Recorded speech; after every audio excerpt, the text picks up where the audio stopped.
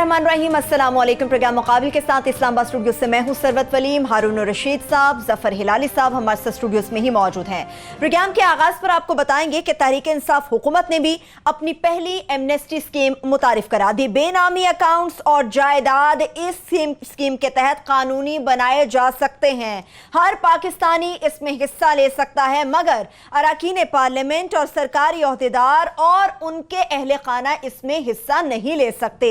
मुशीर खजाना डॉक्टर अब्दुल हफीज शेख की press conference. यहां पर अहम सवाल यह है कि माजी में खुद इमरान खान जिस स्कीम पर शदीद तनकीद करते रहे, अब खुद से मंजूरी देने के बाद इस कदर इस स्कीम से पुरउम्मीद क्यों है?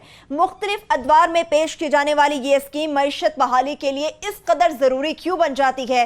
इस पर तफसील से बात करेंगे। आगे बढ़ेंगे तो आपको बताएंगे कि नैब कराची की 2 निजी बैंकों के इंतजाम के मामले पर होने वाली करप्शन केस से मुताल्लिक तहकीकात मुकम्मल कर ली गई। चेयरमैन नैब से करप्शन केस में मुलव्विस मुल्जिमान के खिलाफ रेफरेंस दायर करने की सिफारिश भी की गई है। इस सारे मामले में चेयरमैन FBI शब्बर जैदी का क्या किरदार है और नैब ने उनसे मुताल्लिक क्या सिफारिश की है, मुकम्मल डिटेल आपके साथ शेयर करेंगे। प्रोग्राम के जब दूसरे हिस्से की जानिब बढ़ेंगे तो आपको बताएंगे कि मुस्लिम लीग नून आजाद कश्मीर की हुकूमत सियासी बहरान का शिकार होने लगी है। अपने ही वजीर आजम से इस्तीफे का मुतालबा किया गया है। इसके पीछे क्या वजूहात हैं, ये भी मुकम्मल बैकग्राउंड आपके साथ शेयर करेंगे। और प्रोग्राम के आखिरी हिस्से की जानिब जब बढ़ेंगे तो आपको बताएंगे कि शांगला अलपोरी रोड की तामीर में करप्शन का ये मामला है। KPK में नून लीग के सदर अमीर मकाम के बेटे समेत 5 अफराद को गिरफ्तार कर लिया गया है। पहले नैब इस्तेमाल हो रहा था और अब FIA भी कार्रवाइयां कर रही है। नून लीग ने इस गिरफ्तारी पर शदीद अपना रिएक्शन दिया है और सियासी इंतकाम की से बदतरीन मिसाल करार दिया है। इससे मुतालिब की डिटेल से बात करेंगे, मगर उससे पहले हिलाली साहब मैं आज आपसे स्टार्ट लूंगी। हमारे साथ मारूफ है, इकोनॉमिस्ट हैं डॉक्टर अशफाक हसन खान साहब, वो भी एमनेस्टी स्कीम से मुतालिक हमारे साथ मौजूद रहेंगे। डॉक्टर साहब आपके वक्त का बेहद शुक्रिया। मगर जो एमनेस्टी स्कीम मुतारिफ करा दी गई है, इसको आप किस तरह से देखते हैं हिलाली साहब? फिर मजीद इस पर बात करेंगे। देखिए सर, बात असल ये है कि हम लोगों को सोचना चाहिए कि कितनी सारी नेगेटिविटी हुई है इस गवर्नमेंट की इकोनॉमिक पॉलिसीज़ में। स्टॉक एक्सचेंज डाउन हो गया है और ये बड़ी अफसोस की बात है, इसलिए कि इन्होंने अच्छे फैसले किए हैं और कर रहे हैं। अब इस किस्म की नेगेटिविटी जो होती है, it impacts on strength of will, और अगर ये पीछे हट गए ये नेगेटिविटी से तो बड़ा गलत बात होगा। मैं आपको 2-3 चीज़ें बताना चाहता हूँ। पहली बात ये है, आप आ जाएं, ये एमनेस्टी स्कीम ना कहें, इसको वाइटनिंग स्कीम है, मनी वाइटनिंग स्कीम है, काले धन को सफेद करने की। काले धन को सफेद। देखिए, जिस मुल्क में फॉर्मल इकोनॉमी होती है और इनफॉर्मल इकोनॉमी होती है, ये स्कीम्स होते हैं। You can't get away. किधर नहीं हुआ है ये स्कीम्स, किधर नहीं इम्प्लीमेंट हुए? हिंदुस्तान में इम्प्लीमेंट पे, वियतनाम में, मलेशिया में, इंडोनेशिया में, और बहुत सक्सेसफुली ये इम्प्लीमेंट हुए। तो ये स्कीम से ये कुछ कहना गलत है। मिसाल के तौर पे ये स्कीम का देखिए, 15 बिलियन, 12 से 14 ट्रिलियन, अब मुझे नहीं पता, आपकी मदद चाहिए। ट्रिलियन क्या होता है उर्दू में? 12 से 14 ट्रिलियन रुपया, ये है फॉर्मल बैंकिंग। अरुण साहब, this is in the banks इस वक्त। और 5 ट्रिलियन रुपया जो है पाकिस्तान का, वो मैट्रिसेस में है, घरों में और इधर और उधर छुपाया हुआ। अब इसको निकालना है। आप इसको निकालें, आप इसको इकोनॉमी में डालें, आपको लिक्विडिटी आएगा, आपको कर्ज दे सकेंगे लोगों को, आपका इंटरेस्ट रेट कम होगा और ग्रोथ होगी। तो मेरे ख्याल में इस स्कीम का मतलब ही यही है। ये सब चीज़ें चाहिए, सबको चाहिए, तो होना चाहिए। दूसरी बात है प्रॉपर्टी का। डिफेंस में 20-30 घर बिक रहे। माय गॉड, कितने घर हैं और 20-30 क्यों? इसलिए कि जो खरीद रहा है उसको तो पता ही नहीं भाई कीमत कितना है। एक कीमत गवर्नमेंट के लिए, एक कीमत अपने लिए तय करते हैं। तो निकालो इनको भाई, ये work towards the real event. तो 100 घर बिकेंगे जब लोगों को फ्रीली घर लेंगे, कुछ दिक्कत नहीं होगी, उनको सस्पिशंस नहीं होंगी, बड़ी अच्छी बात होगी। तो कहने की बात यह है कि हर लिहाज से ये स्कीम अच्छा है। अब इस स्कीम में बड़े फैसले लिए। آپ نے نا اس اسکیم میں ایک تو کہہ رہا ہوں یہ جو آپ کا اگریمنٹ ہوا ہے ورلڈ بینک کے ساتھ، بڑے بڑے لوگوں کو سبسڈیز آپ ختم کر رہے ہیں، شوگر سبسڈی آپ ختم کر رہے ہیں، ایکسلنٹ، ٹیکسٹائل سبسڈی جو زیادہ مالکان کو مل رہے تھے ختم کریں، اور سب سے بڑی چیز جو آپ نے کیا ہے اوور ویلیوڈ ڈالر کو آپ ختم کر رہے ہیں۔ اوور ویلیوڈ ڈالر کا مطلب یہ ہے کہ یار کیا ضرورت ہے ادھر بنانا، ادھر سے ہی منگوا لو، امپورٹس کرو، ڈاگ فوڈ، کتوں کا کھانا، بلی کا کھانا، ٹوتھ پکس امپورٹ ہو رہے ہیں، کیوں؟ ادھر انسان کو کھانا نہیں مل رہا ہے اور آپ ڈاگ فوڈ اور کیٹ فوڈ امپورٹ کر رہے ہیں، دیکھیے تو صحیح، why? Because over valued dollar. یہ بڑی اچھی چیزیں ہیں، بڑے اچھے فیصلے کیے ہیں، اور پہلا جو نقصان یہ تھا جو نواز شریف نے کیا تھا، اس کا بھی ایک ایکٹ برا نہیں تھا، ایمنسٹی، مگر اس نے چالاکی سے بے نامی کے اکاؤنٹس جو ہے نا اس کو امپلیمنٹ نہیں کیا۔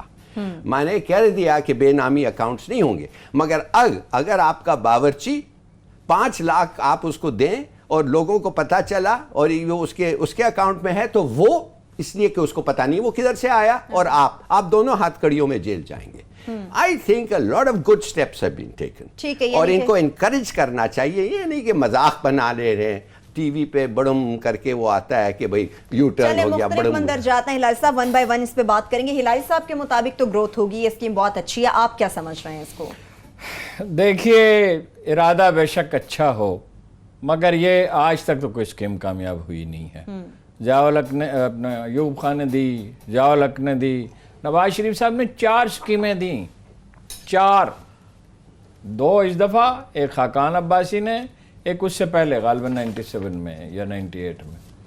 آج تک مسئلہ کیا ہے؟ مسئلہ ہے ڈاکومنٹیشن اکانومی کی۔ بالکل یہ ٹھیک پوائنٹ آؤٹ کیا ہلالی صاحب نے کہ ہر وہ پیسہ جو ملک میں ہے وہ ڈاکومنٹ ہونے چاہیے، وہ معلوم ہونا چاہیے کہاں ہے، کس کے پاس ہے، کہاں سے آیا ہے۔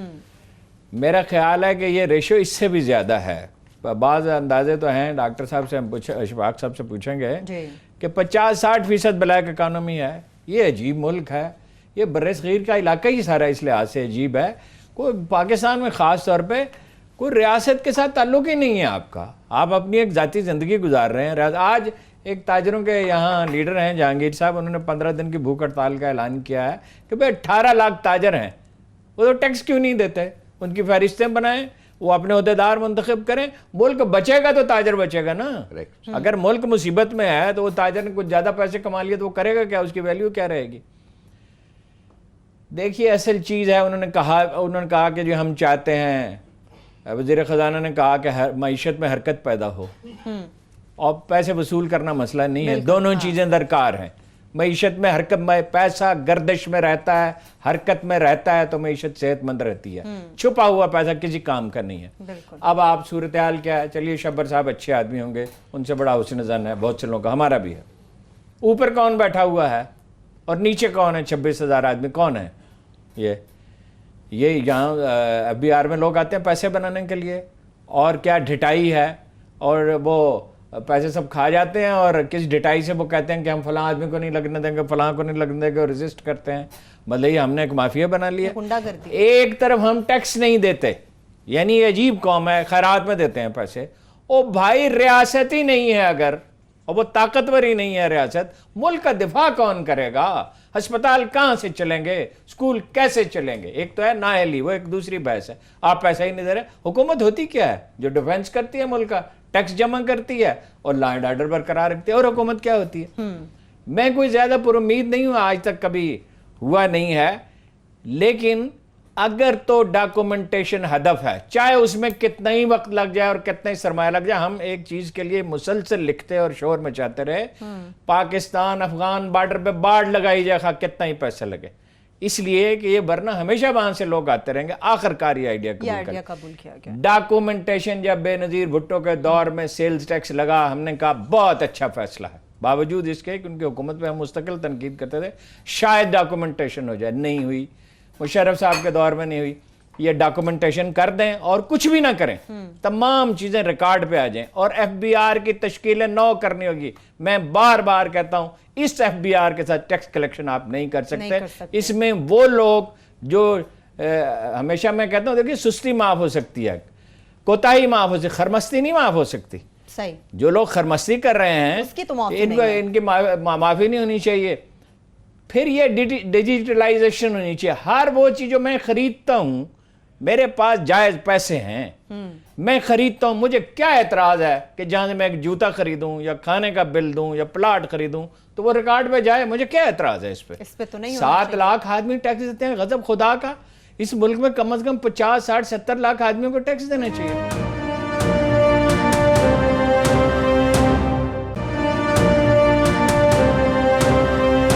بالکل مختلف آراء ہیں. ہلالی صاحب کو کافی امید ہے، سمجھتے ہیں کہ گروتھ اچھی ہوگی، مگر پر امید زیادہ نہیں ہے ہارون صاحب. چلیے اکانومسٹ ہیں، بڑی گہری نظر رکھتے ہیں ڈاکٹر اشفاق حسن خان صاحب، وہ بھی ہمارے ساتھ موجود ہے. ڈاکٹر صاحب، ماضی میں تو خان صاحب کہتے تھے کہ یہ اسکیم آئے گی تو یہ چوروں ڈاکوؤں کو فائدہ دینے کے لیے ہوتی ہے، ہم آئیں گے تو ہم احتساب کریں گے ان لوگوں کا جنہوں نے اسکیم سے فائدہ اٹھایا ہوگا.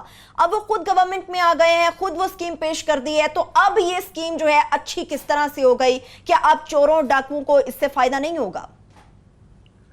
دیکھیں بالکل آپ صحیح کہہ رہی ہیں، اور میں بھی بڑا مخالف تھا، لیکن یہ جو اسکیم ہے یہ ماضی سے تھوڑا مختلف ہے 2 طریقے سے.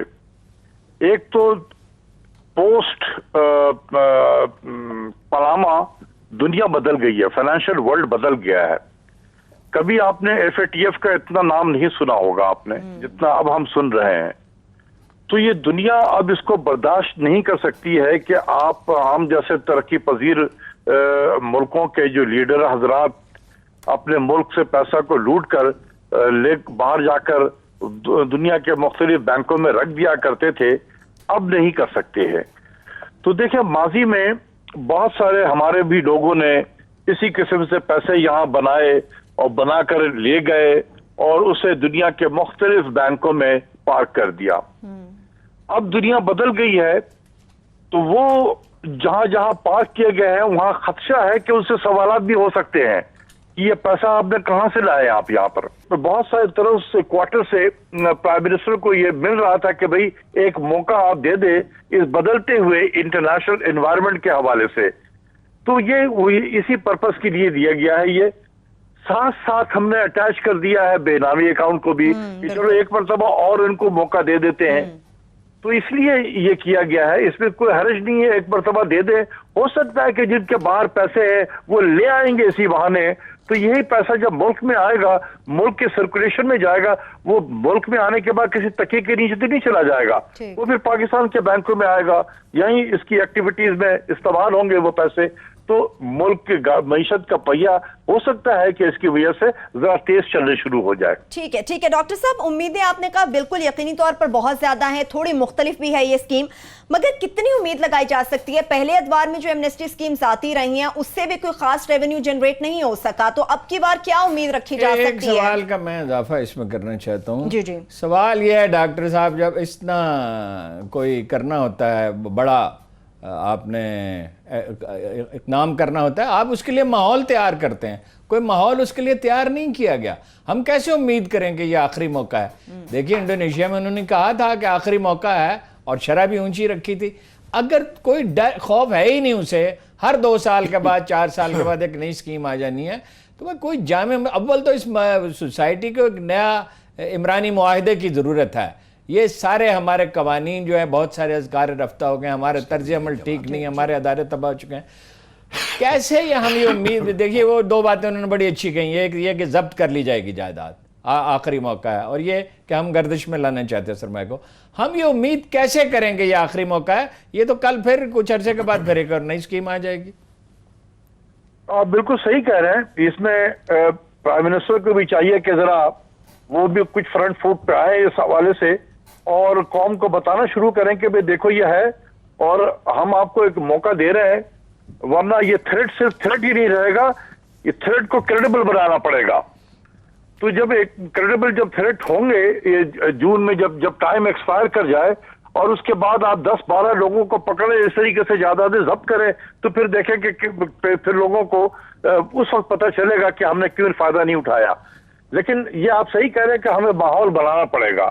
آج اعلان کیا ہے، کل سے میں بھی یہی کہوں گا، وزیر اعظم سے بھی کہوں گا، حفیظ شیخ کے کہنے سے کوئی ماحول نہیں بنے گا، یہ پرائم منسٹر کو کہنا پڑے گا، ماحول بنانا پڑے گا اس کے لیے. एफबीआर के लोगों को भी काफी प्रोएक्टिव होना पड़ेगा।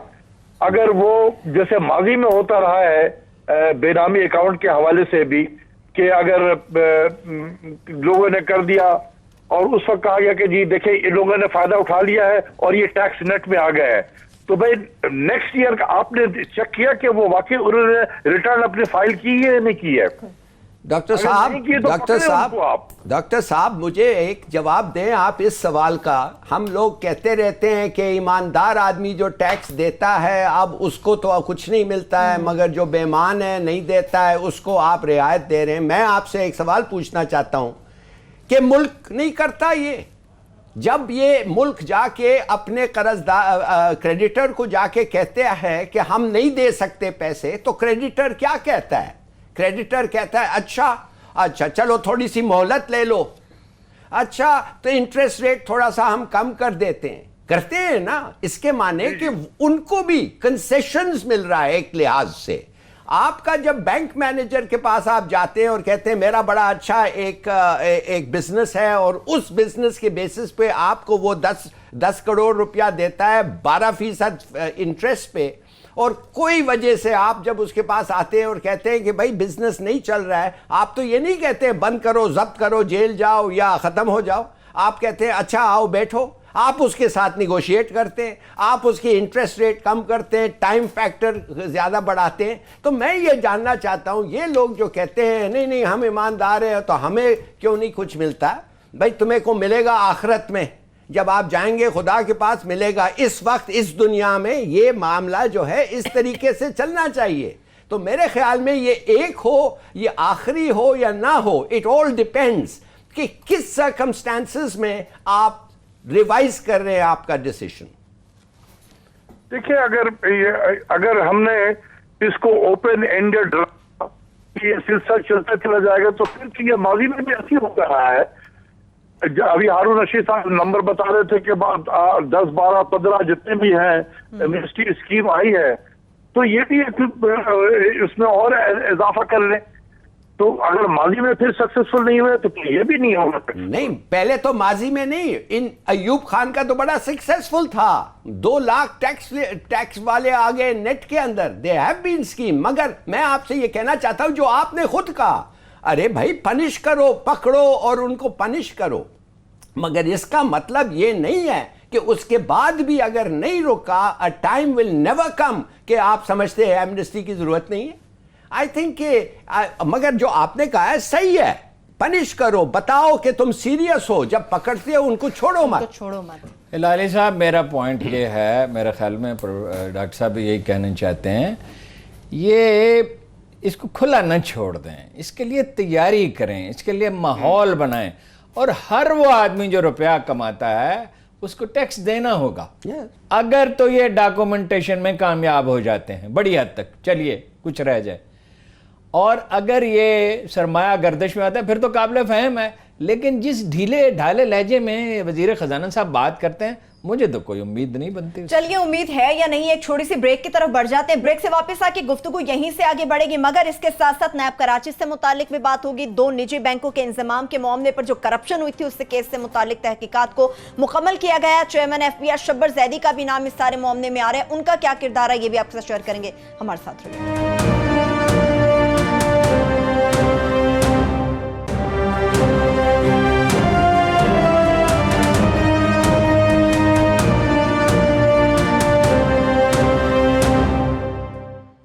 ब्रेक के बाद एक बार फिर से प्रोग्राम में हम आपको खुशामदीद कहेंगे। एमनेस्टी स्कीम से मुतालिक बात चल रही है, एक सवाल और नाउमीदी नजर आई है हारून साहब के लहजे में और उनकी बातों में। आपको क्या उम्मीद है? बिल्कुल सही, उनका लॉजिक तो ठीक है, इसलिए कि इन्होंने देखा है बहुत सारे आए हुए और कामयाब नहीं हुए। मैं कहता हूँ उनमें से एक एक्सेप्शन था, जो पहला वाला 58 में आया था, वो कामयाब हुआ। 2 बिलियन रुपया उस वक्त हमने टैक्स में नेट में आया और 2 लाख टैक्स फाइलर्स जो हैं बढ़े।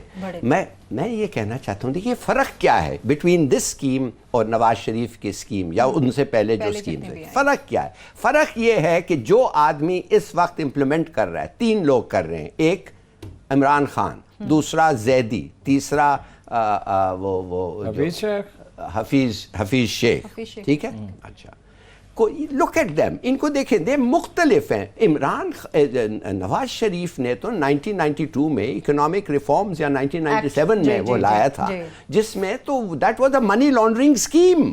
تو جو آدمی خود اپنے لیے اپنے پیسے کو وائٹن کرنے کے لیے چیزیں لا رہا ہے یا کہہ رہا ہے سوال نہ پوچھو, اس کے ہاتھ میں وہ تو پھر یہی ہو گیا نا کہ چوکیداری چور نکلا. تو کیا فائدہ اس سے ہمیں کوئی امید رکھنا. سو the point I'm making is اس وقت جو لوگ ہیں مختلف ہیں. ان کا پوائنٹ کہ ایف بی آر کوآپریٹ نہیں کر رہا ہے بالکل صحیح ہے, مگر کون ہے اس کا سربراہ؟ زیدی تو ان کا اس ٹولے میں نہیں ہے. تو کیوں زیدی کو آپ ہمت دیں اور کہیں کہ اگر نہیں کوآپریٹ کر رہے ہیں take action against them. Imran Khan کو کہنا چاہیے یہ بات. What I'm saying is جب لوگ جو امپلیمنٹ کر رہے ہیں مختلف ہوں, سیریس ہو, سنسیئر ہو, تو وہ چلے گا. مگر جو ٹیکس وصول کرنے والے ہیں انہیں ملک کی کوئی پرواہ نہیں ہے, انہیں اپنی پرواہ ہے. اس ایف بی آر کی تشکیل نو کے بغیر یہ کام نہیں. شبر صاحب ٹھیک ہے, حفیظ شیخ صاحب بھی شاید سنسیئر ہو, ٹھیک ہے. عمران خان کی تو ہمیشہ یہ خواہش رہی ہے.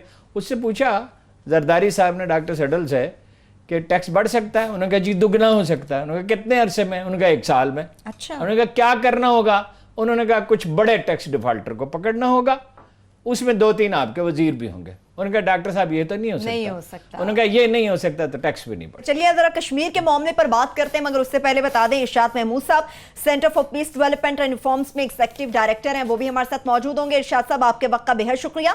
آپ کی طرف بڑھوں گی, مگر ہارون صاحب نون لیگ کے یہاں بھی حالات کچھ پاکستان میں اچھے نہیں ہیں. آزاد کشمیر میں ایسا کیا ہو گیا؟ نہیں, آزاد کشمیر میں اچھے ہیں. آزاد کشمیر صورتحال نہیں ہے. کوئی 49 میں سے 39 آدمی ہیں وہ اور ان کے الائز, اور وہ پارٹی کے اندر کچھ لوگ سازش کر رہے ہیں. دیکھیے جس طرح ہم عمران خان کے بارے میں کہتے ہیں کہ فائنینشلی وہ کلین ہے, باقی جو بھی اعتراضات ہوں, تو وزیر اعظم فاروق حیدر کے بارے میں لوگ پورے وثوق سے کہتے ہیں. میں انہیں جانتا ہوں بہت طویل عرصے سے, نہ وہ پیسہ کھاتے ہیں نہ وہ کھلاتے ہیں. جبکہ جو لوگ ان کے خلاف عدم اعتماد کی تحریک لانے کی کوشش کر رہے ہیں, اس میں اب مجھے نہیں پتا تحریک انصاف کیا کرے گی. اس کے تو 2 ممبر ہیں, 3 سردار عتیق ہیں جو ہر اس شخص کی حمایت کریں گے جو انہیں ڈس لاج کرنے کی کوشش کرے. اسپیکر صاحب ہیں جو پارٹی کے سیکرٹری بھی ہیں جو ان کے خلاف لوگوں کو جمع کرنے کی کوشش کر رہے ہیں. تو میں نہیں سمجھتا کہ اس کی کسی طرف اسٹیبلشمنٹ کو یا عمران خان کو اس کی تائید کرنی چاہیے. اس لیے کام وہاں ٹھیک چل رہا ہے. انہوں نے پچھلے دنوں یہاں ڈنر دیا, اس میں مسلم لیگ نون کی لیڈرشپ بھی تھی اور ان کے ارکان کی اکثریت بھی تھی. 2-3 وزراء نہیں تھے. آزاد کشمیر میں اس طرح کی سازشیں ہمیشہ ہوتی رہتی ہیں, اور اسپیکر صاحب بھی نہیں تھے. ارشاد محمود زیادہ جانتے ہیں. بہرحال اس طرح کی اکھاڑ پچھاڑ کوئی معقول بات نہیں ہے. ان کی ملاقات ہوئی ہے بائی دی وے وزیر اعظم سے فاروق حیدر کی, اور انہوں نے ایک دوسرے کے خلاف کسی زمانے میں بیانات دیے تھے, مگر عمران خان نے بہت اچھا کیا یہ کہا کہ وہ کوئی ماضی کا کوئی گلہ شکوہ نہیں ہے, آپ جائیں اور اپنا کام کریں اور کمفرٹیبل رہیں. اور فاروق حیدر کی اور بہت سی کنٹریبیوشن ہے. ارشاد صاحب سے بات کر لیں تو میں عرض کرتا ہوں. ان افواہوں پہ کان نہیں دھرنے چاہیے, معاملات بالکل صحیح ہیں. آپ بھی سمجھتے ہیں ارشاد صاحب کہ وہاں پر اسی طرح کے معاملات ہیں, سب اچھا ہے؟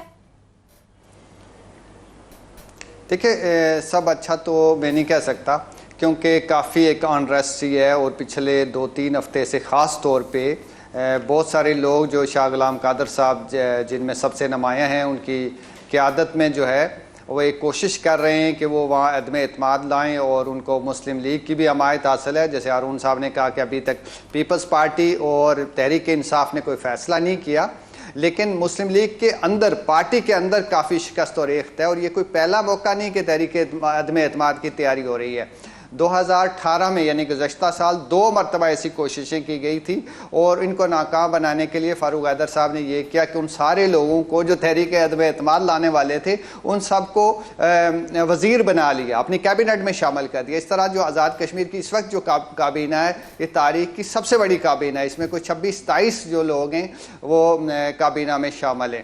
تو اس طرح کی وہ کوششیں کر رہے ہیں, لیکن ایک ان کے بارے میں یہ کہا جاتا ہے کہ وہ لوگوں سے مشاورت نہیں کرتے, پارٹی کو ساتھ لے کے نہیں چلتے, اور خاص طور پہ جو پارٹی کی سینئر لیڈرشپ ہے جن میں سردار سکندر حیات صاحب بھی ہیں, شاہ غلام قادر صاحب بھی ہیں, چودھری طارق فاروق صاحب ہیں, وہ فاروق حیدر صاحب کے رویے سے کافی نالاں ہیں. یہ کوئی آج کے نالاں نہیں ہیں, گزشتہ 3 سال سے وہ اس طرح کے شکوے بار بار کر رہے ہیں. اور سکندر حیات صاحب جو ہمارے آزاد کشمیر کے وزیر اعظم بھی رہے ہیں, صدر بھی رہے ہیں, وہ اس سارے ایک طرح کے اس پورے لشکر کی قیادت کر رہے ہیں اس بے اختلاف کی, اور وہ ان کو ڈسلاج کرنا چاہتے ہیں. ان کی کچھ ذاتی ایشوز بھی ریسنٹلی ہوئے ہیں, کچھ ایک آڈیو لیک ہوئی, اس نے بھی بہت کوہرام مچایا آزاد کشمیر کی سیاست میں. لیکن ایز اے ہول ابھی تک مجھے یہ لگتا ہے کہ اسٹیبلشمنٹ جو ہے یا مرکز سے جو تحریک انصاف کی حکومت ہے اس کی طرف سے آزاد کشمیر کے جو سیاستدان ہیں ان کو کوئی اشارہ نہیں دیا گیا.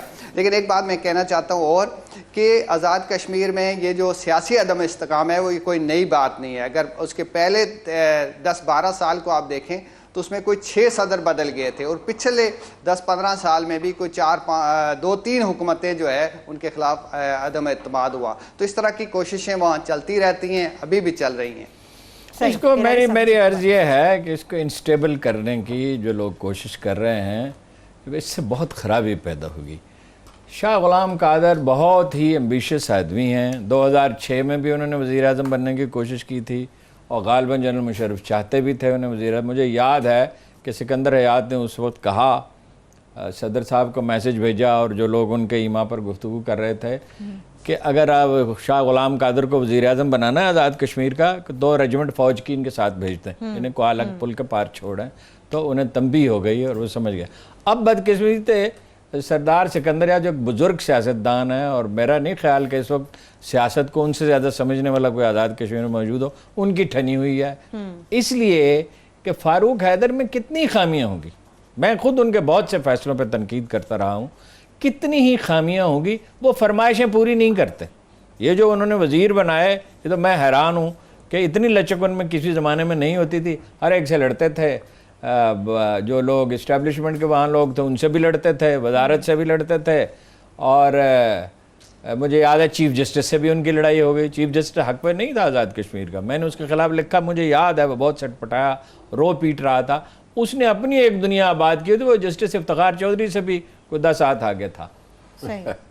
شاہ غلام قادر کو وزیر اعلیٰ بنانے کا مطلب یہ, وزیر اعظم بنانے کا مطلب ہوگا کرپشن بڑھ جائے گی. ارشاد صاحب بہتر سمجھتے ہیں, ممکن ان کی رائے مختلف. کرپشن بڑھ جائے گی, بدنظمی بڑھ جائے گی. آزاد کشمیر نے بہت برا زمانہ دیکھا ہے چودھری مجید کی وزارت عظمیٰ کے زمانے میں. ایک جگہ سے پیسے جمع کر کے کراچی پہنچایا جاتا تھا شاہی خاندان کو. وہ دور واپس آ جائے گا اور بڑی خرابی. سوال یہ ہے کون سی جمہوریت ہے جس کا ہم ہر وقت راگ گاتے رہتے ہیں. اگر وہاں الیکشن انہوں نے جیتا ہے, کلین میجارٹی کے ساتھ جیتا ہے, ایک آدمی وزیر اعظم ہے, اس سے کوئی بنیادی شکایت نہیں ہے. خامیاں تو ہوتی ہیں, نالائکیاں بھی انہوں نے کی ہوں گی, تھوڑے سے ریجڈ بھی ہیں, کبھی ضد بھی پکڑ لیتے ہیں, جھگڑا بھی کرتے ہیں, لیکن وہ آزاد کشمیر کے نوجوانوں میں پاپولر ہیں. پارٹی انہوں نے بنائی ہے, انہوں نے تو نہیں بنائی پارٹی جو لوگ آج انہیں ڈسلاج کرنا چاہتے ہیں. تو یہ کام اسٹیبلشمنٹ کو بھی ہوش کے ناخن لینے چاہیے, اور میرا خیال ہے لیں گے بھی, اور میرا خیال ہے عمران خان صاحب بھی یہ نہیں کریں گے. اور اگر کوئی شکایت ہے, کوئی مسئلہ ہے, تو ان سے بیٹھ کے حل کرنا چاہیے. حلال صاحب کیا یہ لڑائی کر رہے ہیں اپنے آپ کے ساتھ, ان فائٹنگ ہو رہی ہے پارٹی میں, ان کو کہیں تیار ہوں. اگر مودی الیکشن جیتا, اگر آرٹیکل 370 انڈین کانسٹیٹیوشن کا جس میں آکیوپائڈ کشمیر, مقبوضہ کشمیر میں انڈینز کو حق نہیں ہے, وہ اگر ہٹا دیا, زمین دینے اگر وہ ہٹا دیا, یہ سب زمین ہندوؤں کے ہاتھ چلے جائے گا. ادھر کے ریفیوجیز بارڈر تک آئیں گے, اور پھر دیکھیں گے کہ ہمارا کیا ری ایکشن ہوتا ہے. یہ بڑا سینسٹیو مومنٹ ہے, اور اس الیکشن پہ بہت سارے چیزیں ڈیپینڈ کرتے ہیں, پاکستان, انڈیا, اور خاص طور مقبوضہ اور آزاد کشمیر کا.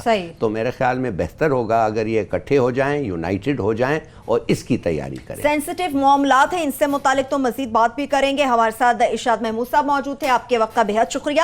امریکہ ایران تعلقات سے متعلق بھی ایک چھوٹی سی بریک سے واپس آ کے خاص طور پر بات کریں گے, مگر اس کے ساتھ ساتھ امیر مقام کے بیٹے کی جو گرفتاری سامنے آئی ہے, دیکھنے میں وہ کرپشن کا معاملہ ہے, مگر نون لیگ کی جانب سے بڑا شدید ریاکشن اس سے متعلق آیا ہے. اسے سیاسی انتقام کا نشانہ کہا جا رہا ہے. ایک چھوٹی سی بریک سے واپس آئیں گے, مکمل ڈیٹیل آپ کے ساتھ شیئر کریں گے. ہمارے ساتھ رہیں.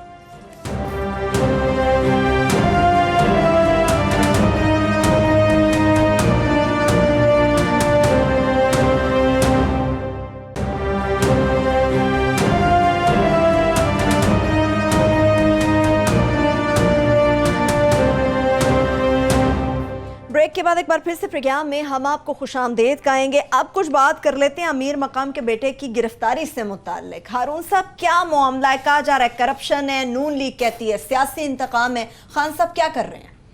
وہ خان صاحب کا اس معاملے سے کیا تعلق ہے؟ ہر بات جو ہے اس کو شاید پتہ بھی نہ ہو وزیر اعظم کا اس بات کا. یہ نہیں ہے, پی کے کی سیاست سے بے خبر نہیں ہے وہ. ہم تو خان صاحب سے کہتے رہتے ہیں کہ بھائی آپ چیخو پکار انتقام کی, اب اس کی احتساب کی نہیں. آپ کا کیا تعلق ہے؟ ادارے ہیں, ایف آئی اے کرے, نیب کرے, عدالتیں کرے. تو ایک 10 سال سے ایک ٹھیکہ چل رہا ہے, یہ ٹھیکیداروں کا ایک طرز عمل ہے. اور ان کے والد گرامی جن کی یہ کمپنی ہے, اصل میں بیٹے کا نہیں ہے, والد کی کمپنی ہے, بیٹے کے تو نام پہ ہے کاروبار. تو وہ 10 سال میں اس کی پرائز بڑھتے بڑھتے 85 کروڑ سے 280 کروڑ ہو گئی ہے. 2 ارب 80 کروڑ. مذاق ہے, اس ملک کا پیسہ ہے. اور وہ خاقان عباسی, شاید خاقان عباسی صاحب کو نہیں چاہیے, وہ بھلے آدمی ہیں ہر چیز کو ڈیفینڈ کرنے کی. بشیر میمن کو ہم جانتے ہیں اچھی طرح سے, آج سے نہیں, پرانا افسر ہے. زندگی بھر اس پہ یہ اعتراض نہیں ہوا, کرپشن کا الزام نہیں لگا, حکومت کے ہاتھوں استعمال ہونے کا الزام. اس نے زرداری صاحب کے زمانے میں اتنی مصیبتیں اٹھائی ہیں. جب اسے آئی جی لگایا گیا آزاد کشمیر کا, تو اسے یہ ٹاسک دیا گیا کہ الیکشن میں گڑبڑ نہیں ہونی چاہیے. اور سب لوگوں نے کہا بعد میں کہ الیکشن بہت فیئر ہوا ہے. تو یہ تو ایف آئی اے کی انویسٹیگیشن ہے. اور وہ میں جانتا ہوں بشیر میمن کو ہمیشہ کہتے ہیں اپنے افسروں سے کہ فیئر رہو. انہوں نے اپنے لوگوں سے کہا, انہوں نے تحقیقات کی. 11 افسر تو انہوں نے اپنے پکڑ لیے ہیں, غالباً 11 ہے تعداد. تو 11 افسر اگر اپنے پکڑ لیے ہیں تو وہ اس لیے پکڑے ہیں کہ وہ اسے سزا لے. اور اس کی کیا اتنی بڑی کیا سیاسی اہمیت ہے؟ مجھے یاد ہے جماعت اسلامی کے ٹکٹ پہ یہ جیتے تھے, اور جیتنے کے بعد یہ کاف لیگ میں چلے گئے اور مشرف کے بھائی بن گئے. انہوں نے ایک پستول بھی نہ دیا. مجھے یاد ہے میں سوات گیا تھا تو مشاہد حسین صاحب مجھے ضد کر رہے تھے کہ آپ ان کو ٹائم دیں, ان کے ساتھ یہ بڑی تحریک چلا رہے ہیں اور کاف لیگ کو منظم کر لیں گے. ایک دن میں عمران خان سے ملنے کے لیے گیا تو اس نے کہا وہ میری پارٹی میں شامل ہونا چاہتا ہے. کیا چاہتا ہے وہ؟ اس کا مطالبہ کیا ہے کہ مجھے صوبے کا صدر بنا دیجئے. میں نے کیسے بنا دیجئے صدر؟ اگر میرا مشورہ چاہتے ہو تو وہ تو ایک اس کی کوئی ریپوٹیشن بھی اچھی نہیں ہے. ایک امیدوار ہو سکتا ہے سوات کے علاقے میں, چھوٹا سا ایریا ہے, اس کا لیڈر ہو سکتا ہے, وہ نہیں شامل ہوئے. اب وہ کہتے ہیں عمران خان اور مراد سعید. مراد سعید کا اس معاملے سے کیا تعلق ہے؟ میں کوئی مراد سعید کا فین نہیں ہوں, میری رائے ان کے بارے میں زیادہ اچھی نہیں ہے, لیکن اس کا کیا تعلق ہے؟ وہ بشیر میمن سے کہہ سکتا ہے کہ فلاں آدمی کو پکڑ لو اور اپنے افسروں کو بھی پکڑ لو. اور اگر وہ کہے گا تو کیا بشیر میمن صاحب مان جائیں گے؟ نہیں, یہ تو پاسبلٹی نہیں ہے اس کی. جی ہلال صاحب, کیا میری سمجھ میں نہیں آتا. ہر کرپٹ آدمی کو ڈیفینڈ کرنے کے لیے لوگ آ جاتے ہیں. مگر جو ہوا ہے اس کے ساتھ وہ کیا غلطی کیا ہوئی ہے؟ ایک روڈ کو 1 سال میں بنانا تھا, 10 سال ہو گئے نہیں بنا. 85,000 میں بنانا تھا, اب پتہ نہیں 280 کروڑ میں اب لگے گا بنانے کے لیے. I mean the man, یہ تو گورنمنٹ کو لاس ہوا ہے, نگلیکٹ ہوا ہے, کرمنل نگلیکٹ ہوا ہے. اس کو جیل میں ڈال دیا انہوں نے. اب خاقان عباسی صاحب ان کو ڈیفینڈ کر رہے ہیں اس لیے کہ وہ ان کا سیکرٹری جو بھی ہے وہ اس کا لڑکا ہے. میرے تو خیال میں لڑکے کو تو اور بھی ذمہ داری آنی چاہیے تھی. میں آپ کو ایک چھوٹی سی واقعہ بتاتا ہوں. میرا بیٹا جب ادھر تھا 14-15 سال کے, اسلام آباد میں, اس نے جا کے ایک ایکس گورنمنٹ سرونٹ, وہ ریٹائرڈ آدمی کا گھر کے سامنے زور سے چلائی سائیکل, موٹر سائیکل. تو وہ باہر نکلا, پولیس کو بلایا, پولیس آئی اور میرے بیٹے کو لے گئی. میں پی ایم سیکریٹریٹ میں ہوتا تھا, اسپیشل سیکریٹری تھا. بی بی کو اطلاع آیا کہ آپ کا لڑکے کو وہ لے گئے. تو میں نے کہا کیوں؟ تو کہنے لگے اس لیے کہ وہ کر رہا تھا, شکایت آئی تھی. تو میں نے کہا اچھا, اور وہ کر رہا تھا؟ جی سر. میں نے کہا رکھو اس کو ادھر. پورا دن رہا. جب میں ادھر گیا, بیچارہ میرے آنکھ میں آنکھ سے نہیں دیکھتا تھا. میں نے کہا you are causing a nuisance. کہتا ہے یس. تو میں نے کہا ٹھیک ہے. میں نے اسے کہا میں معافی مانگتا ہوں آپ سے. کہتے سر نہیں آپ لے جائیں, یہ وہ چھوٹی سی ہے, ہم تو اس کو آئس کریم اور یہ وہ اس لیے کہ وہ. دیکھیے دیر از نتھنگ رانگ, جسٹس ہونی چاہیے, ٹھیک ہونی چاہیے. تو اگر یہ بڑے آدمی کا لڑکا ہے, what difference does it make? آپ بتائیں مجھے. لیکن نون لیگ تو اپنے آپ کو یونٹی میں لانا چاہ رہی ہے کسی بھی طرح سے. یہ دیکھیے نون لیگ کا کیس آزاد کشمیر پہ ٹھیک ہے, ابھی ہم نے تھوڑی دیر پہلے ڈٹ کے اس کی حمایت کی. سوال یہ نہیں ہے کون کہہ رہا ہے, سوال یہ ہے وہ کیا کہہ رہا ہے. یس یہ نہیں ہے نون لیگ اگر ایک ٹھیک کام کر رہی ہے مگر اس کا خاقان وزیر اعظم عباسی ٹھیک ہے آزاد کشمیر میں. خاقان عباسی نے بھی ایک ہی ہیڈ اے پوائنٹ. اس نے کہا کہ دیکھو اگر یہ پیسے استعمال گورنمنٹ کو لاس ہوا ہے تو اس نے پیسے رکھے ہوئے ہیں ادھر, نہیں کچھ گارنٹی ہے, کچھ ہے, وہ ضبط کرو اس کو. سر حکومت کا لاس ہے کوئی 2 ارب روپے کا اور وہ کہہ رہے ہیں 3 کروڑ کا نقصان ہوا ہے. یہ حساب کتاب عدالت کو ہی کرنا چاہیے. اب عدالت کرتی ہے یہ نہیں کرتی, بعض اوقات عدالتوں کے معاملات بھی ایسے ہیں کہ معلق ہی رہتے ہیں, کبھی فیصلے لیکن ہارون صاحب کہا جا رہا ہے 30 سے 35 کروڑ کی گارنٹیز جو ہیں ان کی پڑی ہوئی ہیں, اگر کچھ ایسی کرپشن ہو تو کوئی 60 کروڑ روپے کا نقصان ہے جو ان کے حصے میں آتا ہے. Let the court decide. یہ سیاسی مسئلہ نہیں ہے, نہ یہ ٹاک شو میں طے ہو سکتا ہے. جو ہمیں معلوم تھا ہم نے عرض کر دیا, اور میرے سورسز جو ہیں وہ حکومت کے نہیں ہیں, انڈیپینڈنٹ آنیسٹ آفیسرز ہیں جنہیں میں طویل زمانوں سے جانتا ہوں, جو حکومت کا دباؤ قبول ہی نہیں کرتے, سنتے ہی نہیں ہیں. صحیح ہے, ٹھیک ہے. اب بات کرتے ہیں, کچھ ہمارے پاس 5 to 6 منٹس ہیں ہلاری صاحب. امریکہ اور ایران کے تعلقات سے متعلق کشیدگی تو ان دونوں ممالک کے درمیان بہت زیادہ ہے, مگر سوال یہ کہ پاکستان اب کس کیمپ کا حصہ بنے گا؟ امپیکٹ تو دونوں طرف سے آئے گا چاہے کسی کا بھی حصہ بنے. اس معاملے میں ہمیں خارجہ محاذ پہ کیا کرنا ہوگا؟ بڑا کلیئر اسٹریٹ فارورڈ جواب ہے, اور وہ ہے ہم ایران کے خلاف کھڑے ہو نہیں سکتے کسی ان اینی سرکمسٹانسز. ہم ایران کے خلاف نہیں کر سکتے, بس اس کے علاوہ دیٹ از دی پالیسی. اور یہ نیوٹرلٹی کہتے ہیں ادھر ادھر نہیں, سیدھا ہمیں کہنا چاہیے. اگر مثال کے طور پہ میں آپ کو پوچھنا چاہتا ہوں, اگر انہوں نے بلاکیٹ کیا ایران کو, اگر انہوں نے کٹ آف کر دیا جی, اور ایران کو کھانے کی ضرورت ہوئی, میڈیسن کی ضرورت ہے, جیسے عراق میں ہوا تھا جو 5 لاکھ بچے مر گئے تھے اس لیے کہ انہوں نے ایمبارگو پلیس کیا تھا. آپ سمجھتے ہیں کہ پاکستان ایسا ملک ہے جو ہم اس کو یہ کریں گے اس لیے کہ امریکہ ہمیں ڈرا رہا ہے؟ Not at all. کھڑے ہوں اپنے پیر پہ, ایک ہمسایہ ہے ہمارا, اور اس کی لڑائی کس بات پہ وہ لڑائی کر رہے ہیں؟ ایک ایگریمنٹ سائن کرتے ہیں, پھر وائلیٹ کرتے ہیں, یونیلیٹرلی اس کو ختم کرتے ہیں, اور پھر اس پہ جا کے جنگ مسلط کرتے ہیں. جو جنگ جو تمہارا ملٹری انڈسٹری کمپلیکس چاہتا ہے ایسا جنگ ہو, ان کی بینیفٹ ہوتی ہے. کس کے لیے آپ لڑ رہے ہیں؟ اسرائیل کے لیے نہیں. دیر از نو کوسچن اباؤٹ اٹ. بھائی ان کا کیا قصور ہے؟ ان کا قصور یہ ہے کہ آپ نے ایک معاہدہ کیا, پھر ایک اور پریزیڈنٹ آیا اور کہنے لگا مجھے وہ اچھا نہیں لگتا ہے. Wrong, absolutely disgusting. بالکل ان کے ہم ایران کے ساتھ کھڑے ہونے چاہیے, اور میرا پوری امید ہے کہ ہم کھڑے ہوں گے. لیکن سرکمسٹانسز بھی تو ہمیں دیکھنے ہوں گے ہارون صاحب کے حالات ضرور دیکھنے ہوں گے, ہمیں سچائی بھی دیکھنی چاہیے. ہر وقت سرکمسٹانسز دیکھتے رہنا. مجھے امید ہے انشاءاللہ اس پہ مذاکرات ہی ہوں گے فائنلی. دنیا اس کی مکمل 2 تلواریں دنیا کے سر پہ لٹک رہی ہیں. ایک چین کی اور امریکہ کی تجارتی جنگ ہے, انہوں نے بھی ٹیکسز لگا دیے ہیں, انہوں نے بھی ڈیوٹیز لگا دی ہیں, وہ بھی ناراض ہیں, وہ بھی ناراض ہیں. یہ جنگ تو اب آنے والے برسوں میں بڑھتی چلی جائے گی, اور اس کی وجہ سے دنیا بھر میں یعنی سٹاک ایکسچینج جو ہیں وہ ان کی حالت بگڑ رہی ہے اور گر رہی ہے مارکیٹ. اور دوسرا یہ ہے, یہ اگر ابنائے ہرمز میں یہ داخل ہو جاتے ہیں خلیج فارس میں, اور کوئی چھوٹا موٹا واقعہ بھی ہو جاتا ہے, آپ کو اندازہ کیا ہوگا؟ 2 سے 3 ملین لوگ مائیگریٹ کر سکتے ہیں پاکستان کی طرف, بلوچستان کے ویرانوں سے گزر کر. اس لیے کہ اگر بمباری ہو رہی ہو خدا نخواستہ, تو وہ لوگ وہاں کہتے ہیں کبھی اسی طرح ایران سے کوئی لوگ یہاں آئے تھے. یہ جو بگٹی اور مری قبائل ہیں وہ مقامی جنگوں کے نتیجے میں وہاں سے آئے تھے. نہ پاکستان اس کا متحمل ہو سکتا ہے, نہ دنیا سے. تیل کی قیمتیں بہت بڑھ جائیں گی, تیسری دنیا کے لیے ایک بہت بڑا عذاب پیدا ہو جائے گا. چلیے پروگرام بھی اس کے ساتھ ہی اپنے اختتام کی جانب بڑھ رہا ہے. اپنا بہت سا خیال رکھیے. خدا حافظ.